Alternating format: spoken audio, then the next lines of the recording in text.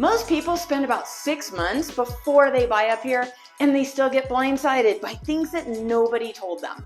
So this video is everything that they wish they'd known first. Today I'm doing a full breakdown, everything that you need to know about buying a home in this area before you do it. Towns, prices, weather, rental rules, all of it. So let's get into it. Okay, first, where exactly is Summit County and why does it keep showing up on every best mountain towns to buy in Colorado's list? Well, let me show you what's actually here. So Summit County sits a little over an hour west of Denver on I-70. A little over an hour, that's it. And honestly, this was a huge reason that we chose Summit County when we moved here. We love to travel. Being so close to an international airport was really important to us. And I can get to DIA in about an hour and a half from Frisco. I love my music, so going into Denver for a big concert is incredibly easy up here. You can be in the front row at Red Rocks or at the Ball Arena and be back home the same night. That proximity is genuinely one of the things that makes this market so unique. You're not in the middle of nowhere. You're in the mountains, but civilization is right there when you want it. Now, the county itself has several different towns, and they're all different, like genuinely different vibes and different price points. And I think that's one of the biggest mistakes that buyers make when they come up here. They're thinking, I want to buy in Breckenridge, without realizing that Frisco, Silverthorne, or even Dillon might actually be a better fit for what they actually want to do with the property. So let's break down each one. Breckenridge is the crown jewel. It's got this incredible historic main street full of restaurants, art galleries, craft breweries, boutiques, and it sits at the base of one of the top ski resorts in the entire country. The mountain has 5 peaks, over 187 trails, and gets well over 300 inches of snow in a good year. The energy here is just electric, especially in peak season. And honestly, this is one of my favorite places to just walk around on a Tuesday afternoon in January. There is always something going on. Now, from a real estate standpoint, Breckenridge commands the highest prices in the county. We're talking condos that start around the mid-500s if you're lucky and you can find the right deal, and single-family homes that easily push past $2 million and up.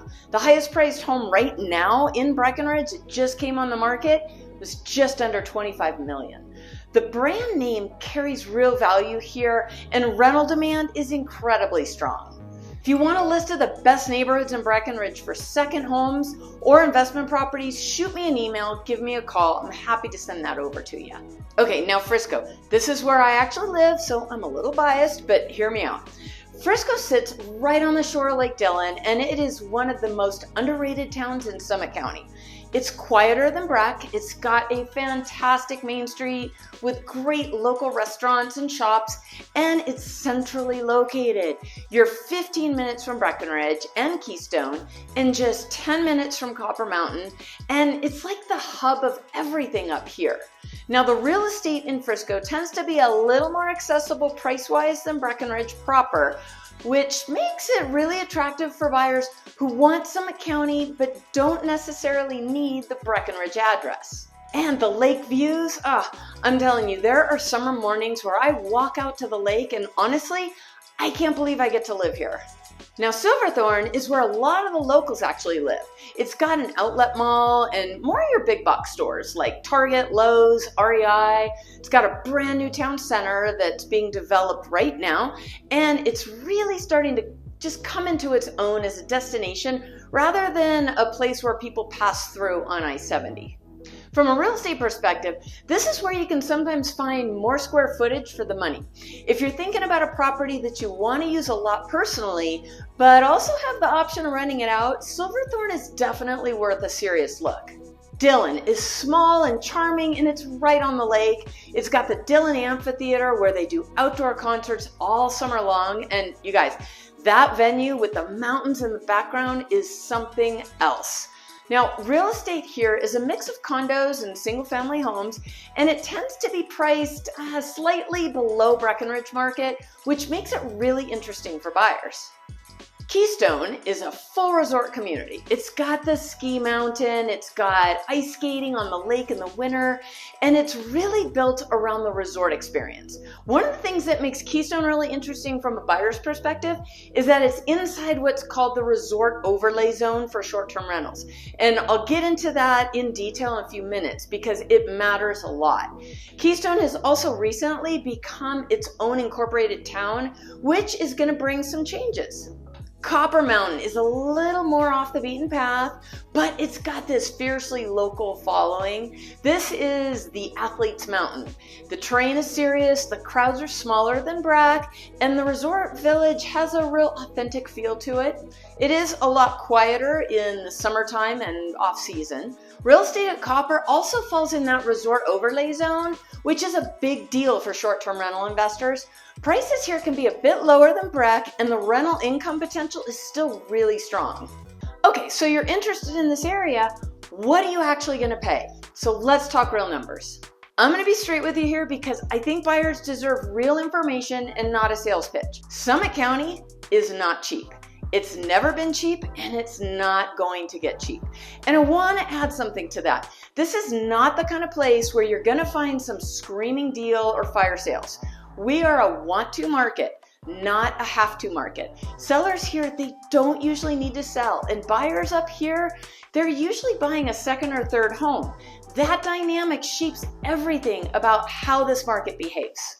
What we're seeing right now though, and this is where it gets really interesting, is that this market has shifted into something that actually favors buyers in a way that it didn't 2 or 3 years ago. During the pandemic, this market went absolutely insane. Properties were going $100,000, $200,000 over asking. People were waiving inspections, closing in days. It was crazy. It was chaos. That frenzy has totally cooled down. Days on market have stretched out. We're seeing properties that'll sit for 100 to 130 days on average now, compared to 30 to 40 days a couple years ago. What that means is that there's more time to think. There's more time to negotiate, less pressure to just throw your best offer and hope for the best. The average sold price for a single family home in Summit County right now is pushing around $2.5 million.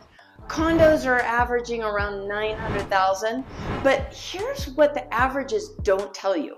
There's an enormous range. You can find a studio or a one-bedroom condo in Breck or Dillon or even parts of Keystone in the $500,000 to $700,000 range, and that's a legitimate mountain home that'll rent well and it'll hold its value. And you can spend $8 million on a ski-in, ski-out masterpiece on the mountain in Breckenridge. This market contains multitudes, and you guys, this is wild. Even with prices where they are, when you compare Breckenridge and Summit County to comparable resort markets like Vail, Aspen, or Telluride, we're genuinely undervalued. A property here that would be, $3 million would easily be $6 or $7 million in Aspen. I can't even imagine getting this for that price anywhere else in Colorado. If you want a custom breakdown of what your budget gets you right now in each Summit County town, send me an email or give me a call. I do free buyer consultations, and honestly, I love having those conversations. So here's the real talk beyond housing. Here's what out-of-state and front range buyers need to understand. Living up here costs more just across the board. Groceries are higher. You're in a mountain resort market. Dining is higher. Services like plumbers, electricians, contractors, they're in demand and they know it. But here's the thing, for most of the buyers I work with, this is a second home or a property that they're probably going to rent out when they're not using it. So the cost of living conversation is a little different. It's really about, can the property carry itself? And I'm going to talk about rental income in a minute, so keep watching. Now, before you fall in love with the idea of owning up here, you need to understand what the weather actually does, because it is not what most people expect. So Summit County sits at elevation, like serious elevation. Breckenridge is around 9,600 feet. Silverthorne and Frisco are right around 8,700 to 9,100 feet. And that changes everything about how weather works up here. Winter is long, like genuinely long. We're talking snow from roughly October or November all the way through April and sometimes into May. Just yesterday, May 5th, I woke up to 5 inches on the ground here in Frisco. Copper Mountain got 15 inches. Average snowfall at the base of Breckenridge is around 300 inches in a solid year. Up on top of the mountain, it's even more. And I want to be honest with you, it's cold. Not just, put on a coat cold. There are stretches of January and February where temperatures overnight drop well below zero. And if you're coming from Texas or Florida or California, that's a real adjustment, even for a second home. But here's what nobody tells you: the sun. We get around 300 days of sunshine a year up here. Even in the dead of winter, you'll have these crystal clear bluebird days where it's 15 degrees out, but the sky is this gorgeous shade of blue, and there's fresh powder on the mountain, and it is genuinely one of the most beautiful places on earth. That contrast, sunshine on snow, is something you just can't put into words until you've experienced it. Now, spring is what we lovingly call mud season. Usually mid-April through May, the snow starts melting, trails get sloppy, some businesses close for a week or two for staff vacations, and it's genuinely the quiet season up here. Honestly, it's a great time to visit and look at properties. Prices don't dip dramatically, but the pressure is off and you can really take your time. Summer, and this is my personal favorite time of the year up here. Summer is absolutely stunning. Think mid-70s most days, no humidity, cool nights, wildflowers are everywhere, and the hiking, the mountain biking, the kayaking on Lake Dillon, the outdoor concerts, the festivals in Breckenridge. This is honestly one of my most favorite things about this area. People underestimate how good summer is up here, and I think that's actually one of the best kept secrets of this market. Properties that are marketed purely as ski homes are generating significant rental income in the summer too. Now, fall is brief and gorgeous. It's my other favorite time of the year. The aspens turn gold in September and October, and it is just breathtaking. Photographers come from all over Colorado just for a few weeks of that color. Then winter comes back and the whole cycle starts again. Couple of practical things here. First, altitude sickness is real. If you or your guests are coming from sea level, especially from out of state, the first day or two at altitude can hit people hard. Headaches, fatigue, sometimes worse. Build that into your expectations and your guest communication if you're renting. Second, weather moves fast up here, like really fast. You can have a gorgeous morning and a snowstorm by 2 p.m. If you're driving I-70 in winter, you need to understand that it closes, sometimes for hours. Change or snow tires may be required. The mountains don't care about your travel plans, and for your property, make sure you have a plan for snow removal because it is not optional. Okay, this is a section I wish every buyer I've ever worked with had watched this before we started looking. This is the stuff that can make or break your experience as an owner up here. This is where I slow down because this stuff matters. I'm gonna cover HOAs, insurance, short-term rental regulations, and home maintenance because these 4 things are what a lot of buyers find out after they close, and I'd rather you know now. Summit County has a ton of condo developments, and most of them have HOAs. And I want you to understand what that actually means for you. HOA dues up here can be significant, and I've seen monthly dues anywhere from $400 to over $1,500 a month, depending on the complex. Well, what do you get for that? Usually exterior maintenance, roof, snow removal, amenities like pools, hot tubs, fitness centers, and front desk services. In some of the bigger resort-style buildings in Breckenridge, the HOA fee actually covers a lot, and those buildings often come with that all-important exempt short-term rental status I mentioned. But in the smaller complexes, the dues can feel pretty steep for what you're getting. Before you fall in love with any property, get the HOA documents, read the financials, look at the reserves, because a complex with depleted reserves is a deferred maintenance bomb waiting to go off, and you do not want to be the buyer who inherits that. Ask about any upcoming special assessments. These can be tens of thousands of dollars, and they happen. I literally just showed some buyers a few of these properties. They needed to see it for themselves, and I'm so glad that they did because they decided to go in a different direction and it worked out for the better. Now also, and this is so critical, Check whether the HOA allows short-term rentals at all, or if there's a nightly minimum, like a 7-night minimum.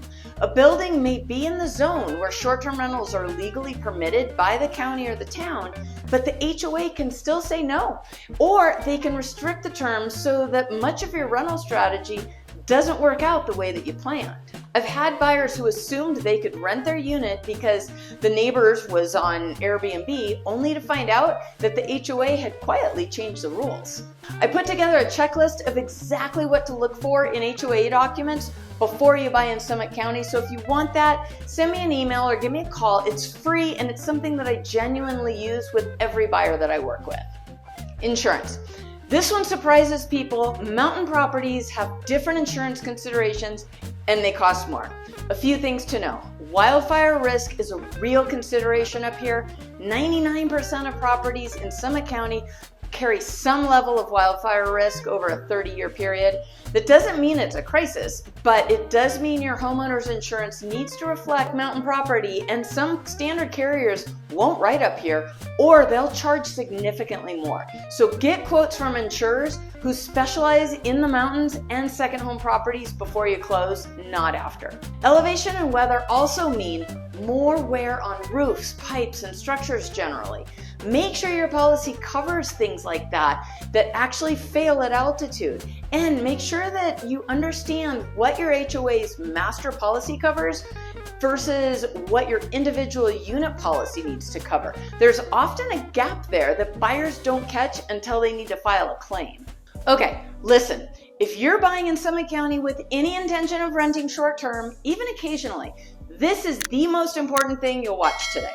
The short-term rental landscape here has gotten significantly more complex over the past few years, and the rules are different for literally every town and every zone. There is no single simple answer. What applies in Breckenridge town limits is different from unincorporated Summit County. What applies in Keystone is different from Frisco. And what's allowed by the county or town might still be prohibited by your HOA. So here's the basic framework. Summit County has divided unincorporated areas into zones. The Resort Overlay Zone, which includes Keystone, Copper Mountain, and a couple other areas. They have no caps on short-term rental licenses. This is where investors with strong rental income goals should be paying attention. The Neighborhood Zone, which includes a lot of residential areas outside of the town limits, places like Wilderness and Silverthorne, Peak 7, Dillon Valley, Summit Cove. They have license caps per basin, and those caps, several basins are already at or over their limits. The Upper Blue Basin, the Lower Blue Basin, Snake River Basin, they have wait lists. First, you have to own your home. Then you can apply, and you might wait a year or more before you get a license. In the town of Breckenridge proper, the short-term rental system is different. They have their own licensing process, their own rules, and importantly, certain buildings are considered exempt because they have a 24-hour front desk and on-site management. If you buy in an exempt building in Breckenridge, you don't have to compete for a license in the same way. Buildings like One Ski Hill Place, River Mountain Lodge, Beaver Run, these are exempt. That status is incredibly valuable, and it's baked into the price of those properties accordingly. Here's the critical thing I want you to take away. When a property is listed as a great short-term rental on Zillow or currently as an Airbnb, that does not mean you'll be able to do the same thing after you buy it. Short-term rental licenses generally do not transfer with the sale. You start fresh. And if that cap is full in that basin when you close, you're on a wait list, so you gotta plan accordingly. And guys, if you're buying specifically as an investment and rental income is central to your return model, you need to confirm the short-term rental licensing path before you go under contract. This is non-negotiable. I help my buyers do this on every single deal. Seriously, if you're looking at a specific property and you want to know if it qualifies for a short-term rental license and what the path to that license looks like, please reach out to me. This is exactly the kind of thing that I can walk you through before you make any important decisions. Last piece of this section, and this one catches second homeowners off guard all the time. Mountain homes at this elevation have specific maintenance needs that flatland properties just don't. Snow removal is not optional if you own a single family home or a condo without full service management. You need to plan. Whether that's a property management company or a neighbor you're paying or a service you've contracted, if a storm drops 24 inches and nobody's shoveling, you've got serious problems. Pipes. If your property is going to sit unoccupied for any stretch of time, especially in the shoulder seasons when it's cold and you're not up here, you've got to winterize and keep it heated. Frozen pipes in a mountain home are a nightmare. They burst, they flood, the damage is significant and expensive. UV exposure at altitude is intense. It fades finishes, damages wood faster, and affects roofing materials more than you'd expect. Regular exterior maintenance is more important up here than you would think that it would be at lower elevations. And finally, if you're managing the property remotely, you need to have a local property manager or at minimum a reliable local contact. Up here, having boots on the ground, it matters. This is the part of the video where I get to just talk about why I actually love living here, because the lifestyle is genuinely the thing that not only brought me here, but has made me want to stay. So here's a little context about me. 5 years ago, I moved here from Hawaii, which tells you everything you need to know about how special this place really is, because Hawaii, it's a hard place to leave. And yet I'm here in Frisco and I have not looked back. I've spent time in a lot of beautiful places. Hawaii, obviously, San Diego, and different parts of Colorado. And there is just something so special about Summit County that just gets into you. Maybe it's the pace, maybe it's the people, maybe it's the fact that on any given morning, you can decide to hike or skin up a 14er, you can kayak on the reservoir, mountain bike through aspens, or literally just sit on your deck and watch the clouds move over the peaks. The options here are endless, and they're right outside your door. Let me paint the picture for you. It's a Saturday morning in January. You wake up, there's fresh snow, I don't know, maybe 6 inches overnight. You drive 50 minutes to Breckenridge. You're at first chair by 8:30 in the morning, and by noon, you've skied more runs than most people do in a full season. You're back home by 2, the sun is still blazing, so you grab a seat at your favorite restaurant in Frisco, get a local brew and views of Mount Royal and Peak 1. That's a normal Tuesday for some people up here, and that is not an exaggeration. And summer, look, people fly to Breckenridge for winter, but the summer might actually be better, and I really mean that. Think mid-70s most days, no humidity, cool nights, wildflowers covering every hillside in July. Summit County has hundreds of miles of trails accessible from more than 100 trailheads, and you can go from beginner to expert and never run out of terrain.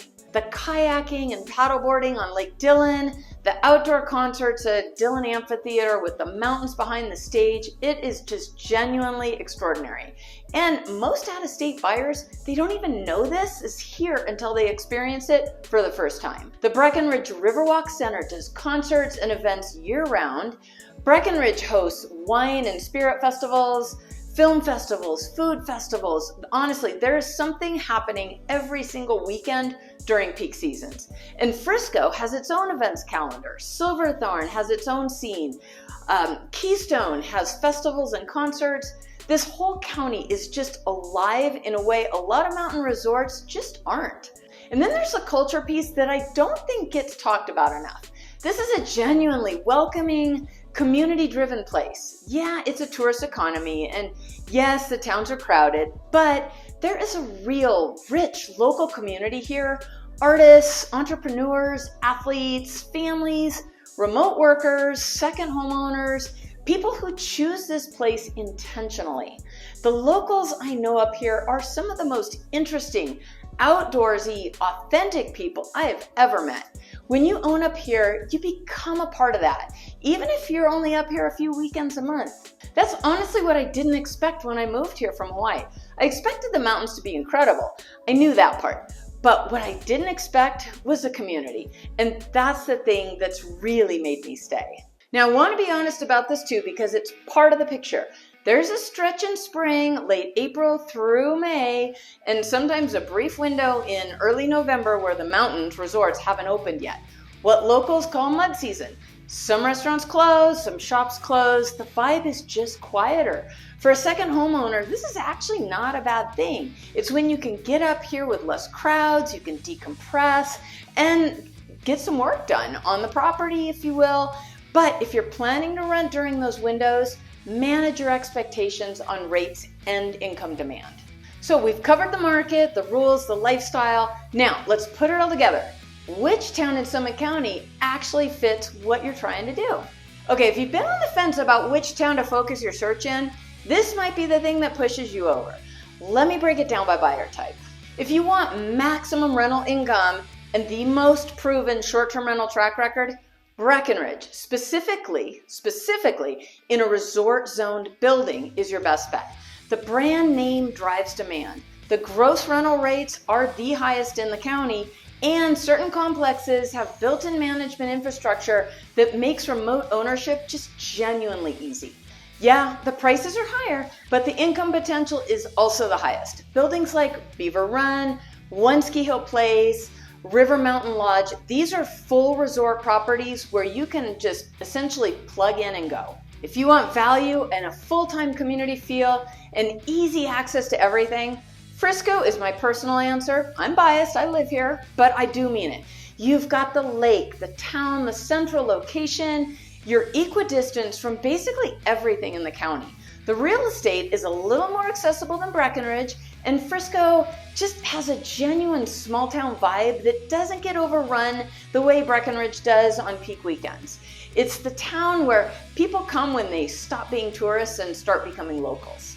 If you want the best dollar per square foot and don't need the Breckenridge address, look at Silverthorne and Dillon.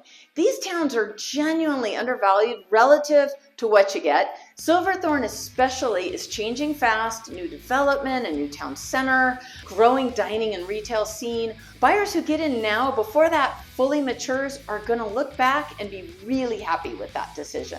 If rental income is the primary goal and you wanna skip the short-term rental license complexity, think Keystone and Copper Mountain. Both fall in the resort overlay zone. There's no license caps. You can short-term rent from day one. These properties are specifically designed for rental use. The infrastructure is there and the demand, especially at Keystone, which is on the Epic Pass, is consistent. The trade-off is that you're in a more resort-specific environment rather than a real town feel. But for investors who are focused on returns, this is where I'd be looking.